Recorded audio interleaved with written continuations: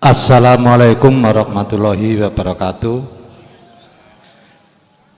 Badhe kula tanggetaken Gus mengenai tiang kematian antara roh dan jasad.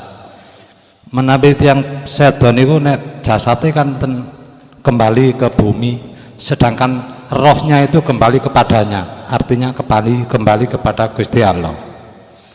Yang saya maksud antara nanti kalau sudah kematian di alam akhirat, antara jasad dan roh itu bisa kembali apa tidak? Ngoten mawon, matur suwun. Wassalamualaikum warahmatullahi wabarakatuh.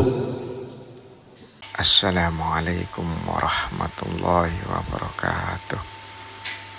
Saudara-saudaraku yang dirahmati Allah Subhanahu wa ta'ala, semoga tayangan ini bisa membawa manfaat dan menambah keimanan kita di sisi Allah Subhanahu wa ta'ala. Selamat menyaksikan. Kalau nanti sudah di akhirat, apakah jasad dengan roh ini bisa kembali? Sederhana, saya kasih bahasa logika. Pak Tani ketika ngunduh kacang, ngunduh kacang,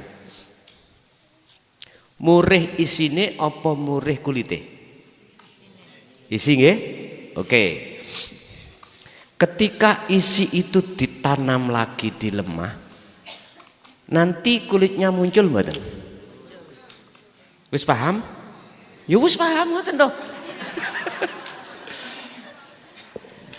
Ternyata ketika walaupun yang ditanam itu bijinya saja, pasti akan tumbuh kulit baru. Kulit baru. Tidak jauh berbeda antara jasmani minangka kulit, rohani minangka isi. Wa min waraihim barzakhun ila yaumi yub'atsun. Hukum syariat ketika saat kematian itu datang dan yaumil hisab itu datang, maka miturut ayat itu jenengan dibangkitkan dengan jasad yang baru. Ini syariat ya Pak, tapi hakikatnya apa? Nanti saya jelaskan. Kemana ini? Akan masuk di dalam hari yang disebut yaumil hisab. Artinya nanti kalau sudah Pak Tani panen kacangnya digomule, di situ ada kacang yang tidak bisa dipurih, dipilih Pak. Sing kacruk yo kacruk. Kacang sing ngono isine yo di dewek-deweki. Kulite dibong. Nonton nggih? Dibong. Ngerti dibong? Dibakar. Paling tidak digawe pupuk. Mbuh duka ya napa, pokoke dihancurkan. Nyun sewu. Ini ayat mukawwanah. Sama statusnya adalah ayat Qur'aniyah. Iki kauniyah, iki Qur'aniyah. Sekarang ayat yang bersifatkan tersirat mana, kodimnya mana, sak lebeti isi itu ono wiji Pak. Sak lebeti isine kacang iku wonten roh Pak, wonten nurib Pak, wonten Nur Muhammad Pak.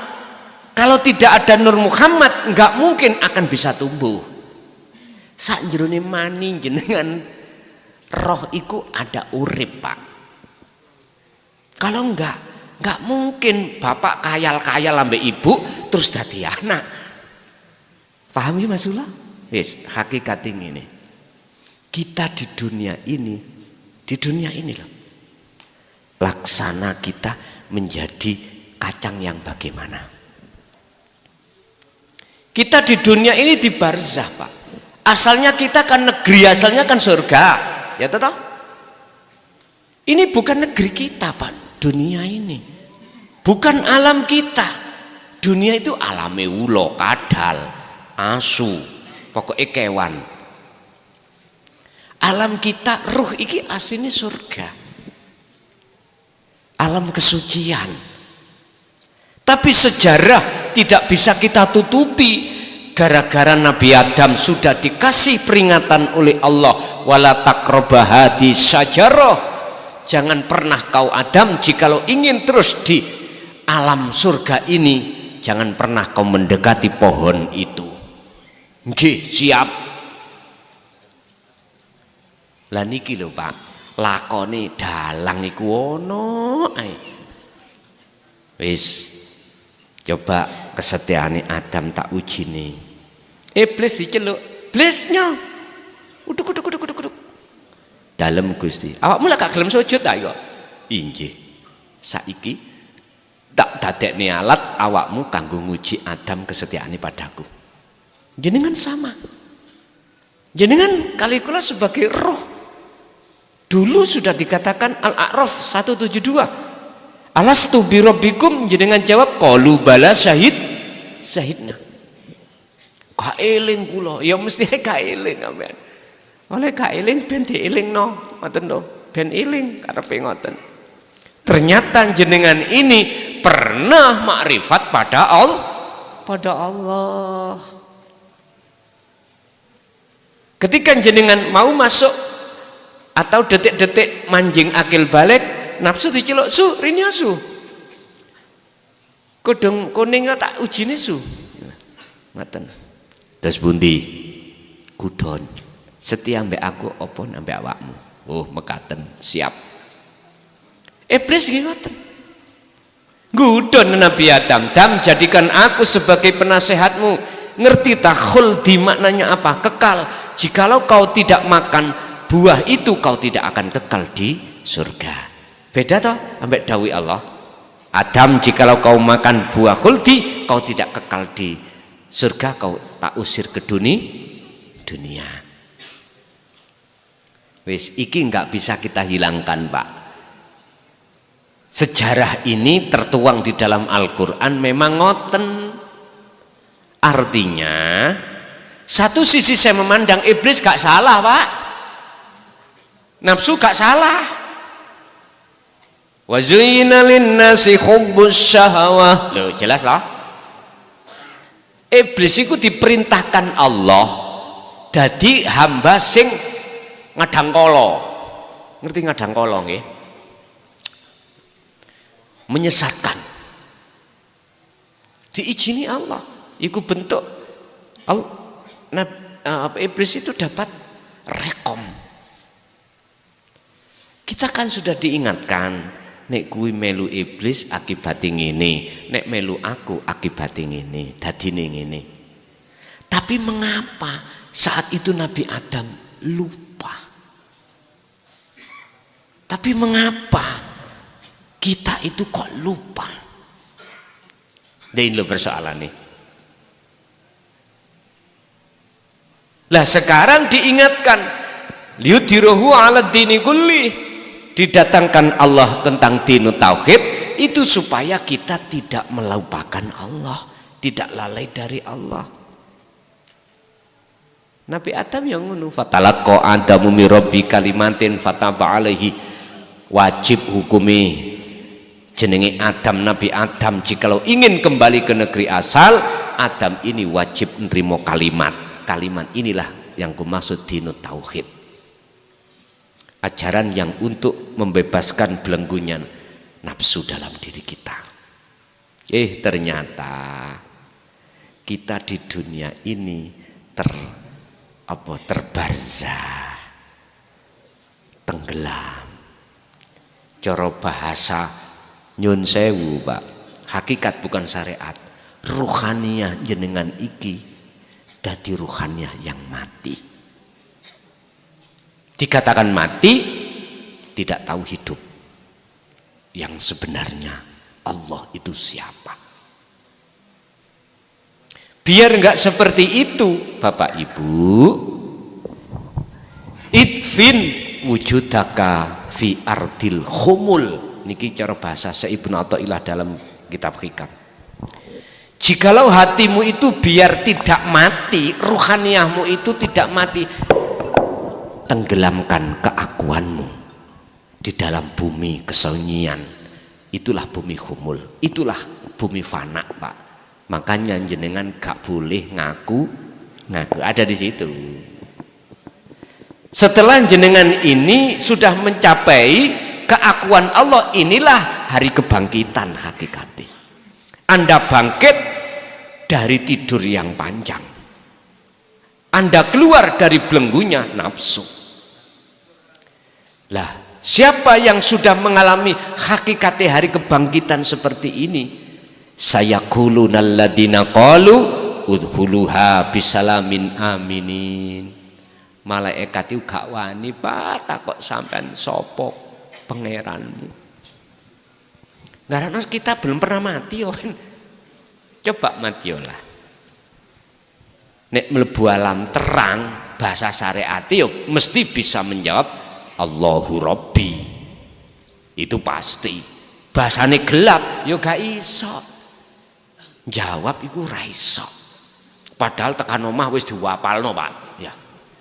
Terus maneh ada oknum ngkei tulisan raja, engko ceke gak ditakoni. Iki Pak kurafat iki. Duh. Lah malaikat wedi ambek tulisan ngono bae. Allah ya Karim, ono enek golek dhuwit iku. Ya wis. Alasane karena ben ramin dunyone. Bapak Ibu hadirin, kalau sudah begitu, artinya sudah dibangkitkan hakikate dari alam barzah, berarti jenengan ini apakah dihisab? Padahal ada golongan bighairil hisab. Lah biar hisab niku dihitung, Pak. Dompet sampean gak ono duit kate dihitung tekan ndi? Joko dompet gak ono duwite, dihitung wong gendeng iki. Lah ngoten nggih. Sing dihitung itu sebabnya dompete iku kathah uangnya. Artinya yang dihisab Allah adalah golongan hati ruh yang ngaku bon. Niki kalau nggak ada pengakuan ya wis inilah golongan bighairi hisab. Makanya Kanjeng Nabi kan ngeten, opo beliau kok pengen mati dalam keadaan fakir. Karepe ana ngono. Gembul wong fakir, wong melarat. Iku sebetulnya bukan melarat secara fisik. Ruhaniyahnya itu gak ngaku. Mekaten lah, Pak. Nggih. Tasik wonten? Nggih, Gus. Setunggal. Assalamualaikum warahmatullahi wabarakatuh. Alhamdulillah, Gus. Kepanggih jenengan, kula biasa ningali YouTube jenengan, Gus. Cuma dalam hati kapan saged kepethuk jenengan, alhamdulillah nggih. Nomor setunggal badhe tanglet, Gus. Napa lek badhe zikir sirrul asrol niku kedah ketemu panjenengan, nomor setunggal. Nomor kali ing menika napa lek ten makrifat niku kedah melalui syariat hakikat mari ngoten terus makrifat wonten langkah-langkah ngoten ta Gus, napa langsung ten ilmu tauhid dinu tauhid niku Gus. Terus nomor 3 lek kula nami keterangan niku lek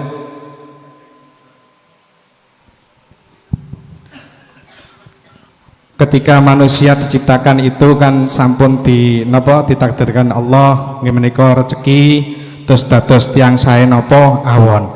Napa kok kita pas ten donya niku kedah wonten ikhtiar kok kedah sinau engko ben iso mencapai istilahnya mboten ten neraka. Padahal Gusti Allah niku pun takdirno api apa elek iki tergantung Gusti Allah. Tapi kok awake dhewe cek kon ikhtiar ngoten Gus. Ngapunten ingkang kathah. Assalamualaikum warahmatullahi wabarakatuh. Waalaikumsalam warahmatullahi wabarakatuh. Apakah kita ketika mau mengamalkan dzikir sirul asra itu harus ketemu saya? Tidak. Tidak. Dan itu tidak wajib. Jikalau dalam hati jenengan sudah paham bagaimana cara memfungsikan dzikir tersebut, langsung mawon. Karena hakikatnya jenengan saged nrimo dan sambung itu sudah di beat Allah. Apakah harus di beat secara syar'i simbolis seperti apa yang ku katakan kepada saya atau di YouTube? Ndak usah, nggak apa-apa. Pol enake Pak sampean dienak no Gusti Allah sih gak gelem. Tapi ada yang gini, kulo nek mboten beat langsung nang wonge gak mantep. Kurang srek lah ngoten nggih. Ansal kula rada nyeneni. Mohon maaf nggih. Niku potongan kita hati yang terkontaminasi dengan kaidah jobo. Wis ah. Memang Pak, namanya taklimu taklim itu harus ada guru, ada murid, ketemu. Lah ngoten ta? Sarengate. Sekarang ayo tak lebokno keterangan yang memberikan keterangan pada si guru itu, jikalau nggak ada Allah di situ bisa ta? Lah mboten saged ta? Lho terus apa bedane Allah yang ada di guru menungso ambek ning YouTube? Muncul suarane. Habis sampai muncul suarane gak ono Allah saged muncul. Apa bedane? Wis gak usah dibikin pusing, Pak. Jikalau secara dohir gak ketemu loh ya, syariate gak ketemu, sing penting sampean iku ketemu hakikate. Gusti Allah ning kono. Niku lho ingkang kula maksud. Jadi jalan aja.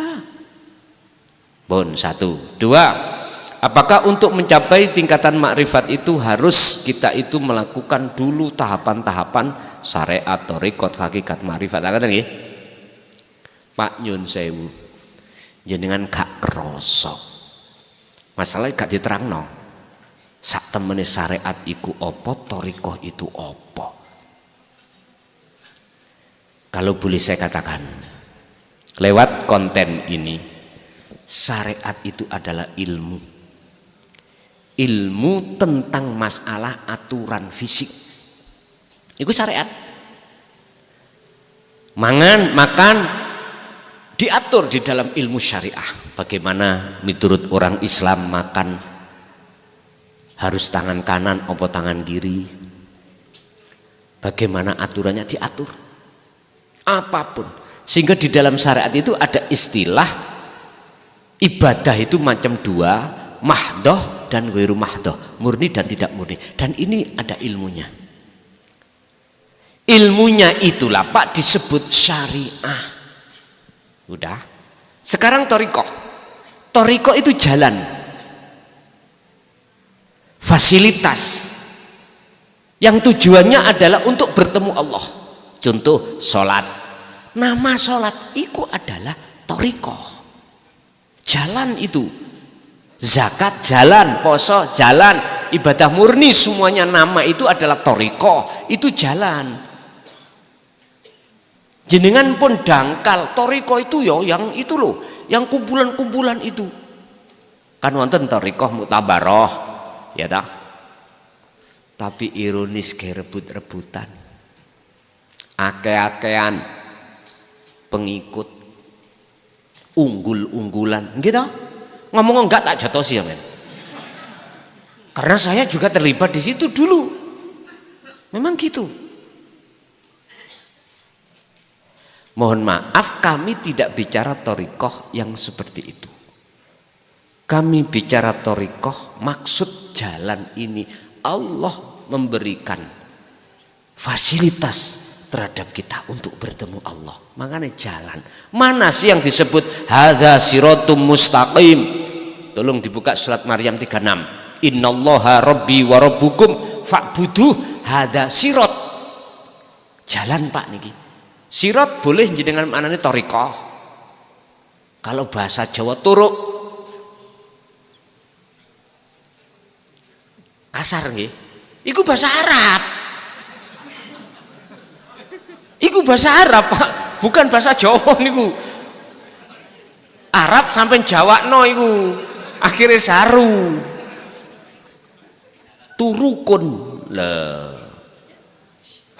Ibu ngguyu ae. Nyun sewu. Jalan. Cuman pertanyaannya, bisakah jenengan memanfaatkan fasilitas berupa jalan yang Allah berikan untuk bertemu Allah? Golongan kita di syariat dan thariqah selalu jawab nggak bisa. Sebab apa? Sebab kita belum mengenal hakikat. Tujuan kita iku hakikat belum kita ngelmoni. Lho niki lho. Hakikatnya apa? Ilmu. Makanya disebut ilmu tauhid, ilmu untuk mengesahkan Allah. Jadi tujuan iku kudu sampai ngelmuni dinu tauhid. Ilmu sing untuk mengesahkan pada Tuhan. Lah niki kudu dipelajari ilmu hakikat ini. Ilmu yang khusus untuk mendidik rohaniyah keluar dari belenggunya nafsu. Kita sebetulnya nggak bisa bertemu Allah karena terbelenggu oleh rantene hawa. Laksana saya ada di Mojokerto tadi dicancang oleh Pak Lurah ning cagak mergae kula ngamuk, apa bisa dugi Sidoarjo Sepandi? Mboten saged. Sama dengan itu, jikalau hati kita telah dirantai oleh nafsu, maka nggak akan bisa kita itu datang sampai menuju datang Gusti. Mboten saged, tidak bisa. Makanya itu harus lepas. Mbah Tim sampeyan takoki. Mbah, jenengan thariqah apa? Salat, ngaji, iku thariqah. Jawaban beliau ngoten. Makane kula nek ditakoki, Jaya Baru iku thariqah apa? Sembawarang, wis ngoten mawon. Mangan ya kenek sampean gawe dalan untuk ketemu Allah. Cuman kuncinya bagaimana? Berhubung ini enggak diajarkan oleh umat terhadap umat, ya enggak mungkin waktu sholat iso khusyuk. Waktu sholat bisa hudur nang Allah, nggak mungkin. Apalagi di luar aktivitas sholat, nggak iso. Sampai pernah toh Kanjeng Nabi nyindir terhadap sahabat. Sahabat, ya siapa di antara anda yang bisa sholat khusyuknya serban hijau? Kuhadiahkan terhadapmu. Bahkan sampai tingkatan Sayyidina Ali pun tidak bi. Artinya apa? Bukan perkara sahabat nggak bisa. Itu contoh bagi kita sebagai umat siapapun kita, manakala hati kita ini tidak bertauhid, nggak akan, jangan pernah bisa hudur ing ngersani Gusti, nggak bisa. Disitulah. Jadi kalau pertanyaannya itu apakah harus melalui tahapan-tahapan? Betul. Tapi jenengan iku aslinya sudah kait kecil bertoriko, hakikati sing belum.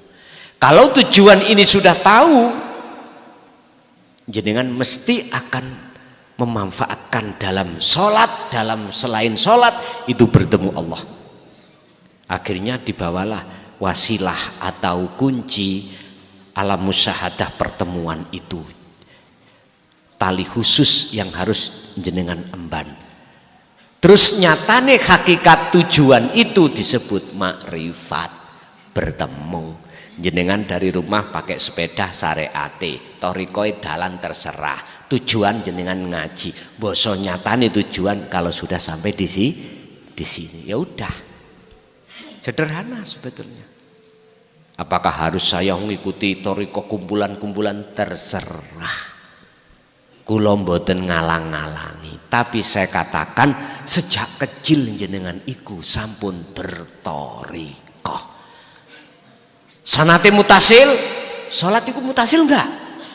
Mutasil. Langsung nang Allah. Ngadepi sampean seperti Kanjeng Nabi. Sallu kama raaitumuni usolli. Makanya takoki, Rasulullah iku thariqah apa sih? Wis muncul lah thariqah-thariqah sing kaya ngene zaman beliau. Nggih ngapunten Kang Kathah. Dikatakan mu'tabarah, thariqatul mu'tabarah. diringkes di Jatman itu ya. Maksudnya sambung terhadap Rasul. Ngapunten Kang Kada. Sampai sudahkah hatimu usul nang Allah? Jawab sampean jawab sendiri-sendiri dalam hati yang sudah bertoriko. Kalau belum, ini pertanyaan besar yang harus jenengan pecahkan sendiri sebelum kematian itu datang. Wahai para mursyid, tolong sekali lagi, saya tidak mengurangi rasa hormat saya terhadap panjenengan. Tolong fikirkan jamaat-jamaat jenengan yang belum sampai di situ. Tolong fikirkanlah bagaimana caranya bisa sampai di situ. Ngoten lho Pak, maksud kula di situ, jangan jamaah itu kita benturkan terhadap permasalahan yang bersifatkan politik. Akhirnya kita politis. Jangan. Sebab amin lihat jamaah thariqah sudah tua-tua Pak. Paling tidak umur 40, 50. Ada yang 70, 80. Puluhan tahun Pak. Saya tanya pada hatinya, sudahkah ketika suluk Anda itu wusul pada Allah? Kalau belum, apa sebabnya? Kalau iya, kuncinya dari mana? Itu harus diterangkan. Makanya tolong para mursyid, ya, tolong jamaah jenengan didiklah dengan ilmu tauhid. Mulai dari la ilaha illallah huwa anta ana, biar beliau itu betul-betul Allah sematkan wasilah atau tali hati kepada Allah, begitu. Yang ketiga,